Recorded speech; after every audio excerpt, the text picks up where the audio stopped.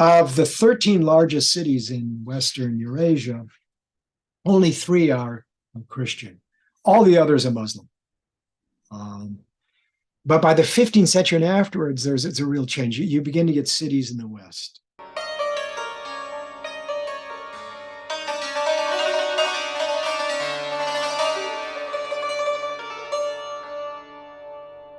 Dr. Hoffman, in the prior segment, we talked about 3 domains in which we were comparing the Middle East and Europe. One was intellectual, the other one was military. The one that I forgot to ask you about in follow-up was the economic factor. Okay. The economic factor is pretty clear. I mean, it's pretty clear that Europe was way behind the Middle East in the year, say, 1000. How do we know that? No one was publishing GDP per capita. Yeah, GDP. yeah. But here's a crude measure. Where are the largest cities in Western Europe and Asia? Western Asia and Europe. So Western Eurasia. Yeah. That includes most of the Middle East and Eastern and Western Europe. Of the 13 largest cities in Western Eurasia, only 3 are Christian. Rome, Naples, and, well, at that time, Constantinople, modern Istanbul. All the others are Muslim. But by the 15th century and afterwards, it's a real change. You begin to get cities in the West. More important, you can start getting other measures of economic growth or levels of income. Why is a city okay, good point. It's like a measure of economic progress? To have a large city, you had to have productive agriculture. Okay, it's one thing if everyone is a farmer and produces his or her own food. But in a city, you have people who don't farm and have to be fed. We either have to have productive agriculture or extremely good transportation. This is at a time when shipping bulky crops like grain, the major food stuff in Western Eurasia, is prohibitively expensive overland if it's more than about 60 miles, 100 kilometers. It's just not worth it. It costs too much. You'll burn up all the cost of the shipping exceeds the value of the product you're shipping. It'd be like, buying a $10 book from Amazon and paying $50. You can ship things by water, on rivers, on coasts, much longer distances. But it means if you're inland, you can't do that. Yeah. So you have to have highly productive agriculture or extremely good transportation with rivers, canals, and so on. So this is the year 1000. Having a big city means, well, they've got productive agriculture. Huh. Yeah. What about something maybe a little more, reasonable? Yeah. You have real wages, wages adjusted for the cost of living. In 1450, they are lower in Istanbul than they are in London or Antwerp in the Netherlands. By 1750, they are higher in Paris than they are in Istanbul, higher by 1815, Leipzig in Germany. So you get higher real wages. The standard of living is higher in Northwestern Europe by the 15th century and thereafter, certainly by the 18th century. You even have now people have tried to estimate per capita real GDP, and it is 43% higher in Great Britain, in 1700. 19% higher in France than in the Ottoman Empire. This is all comparing to the Ottoman Empire. Yeah. That's what has been done. So 43% higher in Great Britain, 19% higher in France. That's in 1700. By 1870, the gap is even bigger, 165% for Great Britain versus the Ottoman Empire. 64% higher for France versus the Ottoman Empire. So much higher GDP per capita as early as 1700 and higher wages even earlier. So that's a sign that the Middle East had fallen behind. Yeah. What I'm wondering is this: having fallen behind, how is it that the Middle East has not caught up? And I want to bring one country to put this in perspective, and you mentioned that country, Japan. Japan was, for Japan, historically speaking, the big sort of nation to emulate was China. So Yeah. Japan itself was not a very advanced country in many different respects. For a variety of different reasons, by the 1860s and 1870s, they started to change. So having the reason I mentioned that, Dr. Hoffman, is that being behind doesn't mean that you will always be behind. Oh no, and it never, it shouldn't. It shouldn't. Yeah, and Japan is a case example of that. I mean, politically they went the wrong way in World War II, obviously, but Yeah. scientifically and militarily, there was a lot that was going on. Why didn't that happen in the Middle East? Okay, I could say something about Japan to begin with. Sure. It's a contrast. It has a lot to do with politics. We keep on going back to that. Yeah, Politics, okay. when Japan was forcibly opened up, its trade was opened up to the West. The black ships of, what was it, Admiral Perry? in the second half of the 19th century. Yeah. What were political conditions? You had a government of shogun, this same ruler, same office that had ruled Japan since the early 17th century. But at this point, the shogun was really weak and his government was divided about what to do. And the real power in the country was exercised by hundreds of local rulers, daimyo. You can think of this as lords, Mm-hmm. little like Europe in the Middle Ages. So, and they were divided about what to do. So you didn't have a unified political elite that might be opposed to trying new ideas, trying new forms of government.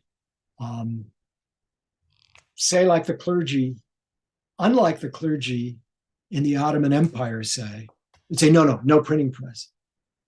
The central government and these lords in Japan were divided. And so some of them were really willing to experiment.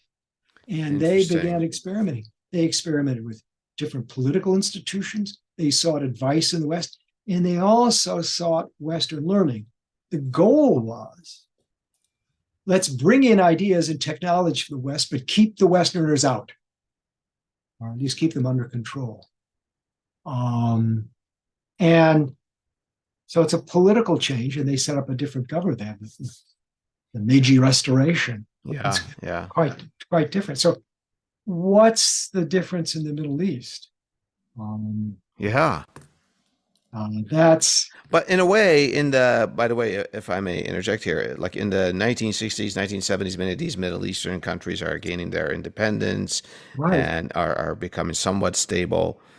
The goal was the same, sort of get ideas from right, Europe and America and keep them out, but that hasn't panned out. Yeah. And you could ask,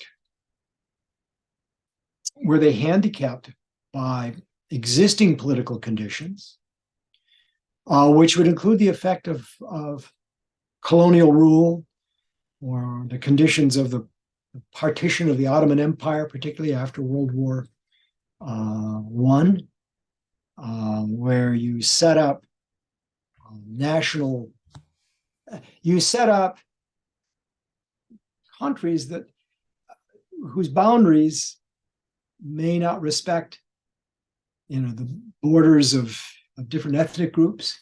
And that may make it very difficult to rule. They're sort of unnatural boundaries, if you Yeah. will. And this creates a real problem with providing public goods, better transport, even security. You get fighting among ethnic groups, and it's clear. You see this elsewhere. You see it in Africa. Is that a factor?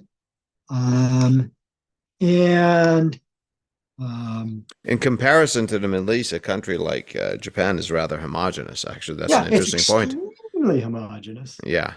And you don't have that problem. That's a good Mhm. observation. Yeah. And you now have a new political elite in Japan is setting up political institutions that are conducive to growth. Political institutions that can provide security, protect your property, your person, but at the same time, they're not threatening to take your property without some kind of compensation. Interesting. So, There's something that you said in the prior segment that intrigued me. Now that we're in the Middle East, I want to revisit it. You sort of suggested that the strength of religious institutions in the Ottoman Empire was not so much because of what they did themselves, but it was more because of what the Sultan needed to legitimize his own reign. And you contrasted that with, let's say, Britain, where Parliament legitimized the king's reign. And I think that's a general that generalizes to Western Europe. It takes a while to get effective parliaments that have all the powers of the British Parliament, which were in place by the mid 1700s. Yeah. But the rest of Western Europe doesn't really get this until the 19th century. Some of it's the late 19th century.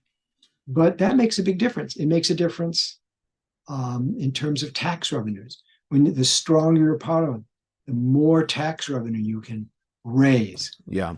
So if the Middle East, and we're grossly generalizing here, but I think it's applicable, more and more relies on religion to legitimize its own rule, especially in the 19th century and the decades throughout the 20th century, off and on at least. What did Japan's ruling elite use to legitimize their rule, let's say in the 1860s, 1870s, 1880s, when they were blossoming economically, militarily, and all of that? I'm trying to figure out what was the difference there. Okay, I'm not entirely sure what the difference was. Yeah. But I think it was this willingness to try things that were new, reject things that didn't quite work, and settle on a form of government that provided legitimacy, what was in what was a largely homogeneous society, and protected these property rights and everything like that, and allowed for growth. And it was a striking invention. The contrast with China is just startling. The contrast with China? Yeah, they face the same problem, but they have their debates among the emperor. Japan and China. And they, depending on who's in power, they waver back and forth. But they have a unified elite that resists this kind of experimentation because their own interests are threatened. You might have officials who, for ideological reasons are opposed, but they might also have a stake in, say, some kind of monopoly awarded to merchants. Well, we don't want to open up the economy if it threatens our revenue too. Yeah, that's right. And you don't have that in Japan. That's not a full answer, but it suggests that the different political structure had striking implications that delayed economic growth, at the very least, in China. Yeah, There's that's one really bit of interesting. The way Well, if I you go ahead, add please. one last bit of evidence, Yes, you do get striking growth in one part of China, one part of China. treaty ports, where the Europeans provided the political institutions. They were sort of like medieval cities in Europe. Kind of They like protected Macau the and Hong elite's Kong. property rights, but Chinese merchants said, "Hey, we want to locate our businesses there." It's revealed preference again. So is the Interesting. political institutions, and I think that's a key factor in the Middle East. This lucky choice or important choice of political institutions. Another thing that I observe as you were talking about Japan is that it seems like as a nation, and particularly the elite, we're not sort of ossified in one way of doing things. They Right. literally allowed, let's try this, almost like a startup. Let's see what works. Exactly. That's And that interesting. contrast with China, you might make the same contrast with the Middle East. Yeah. Let's take a break here. Stay with me and Dr. Hoffman as we get into the perspective.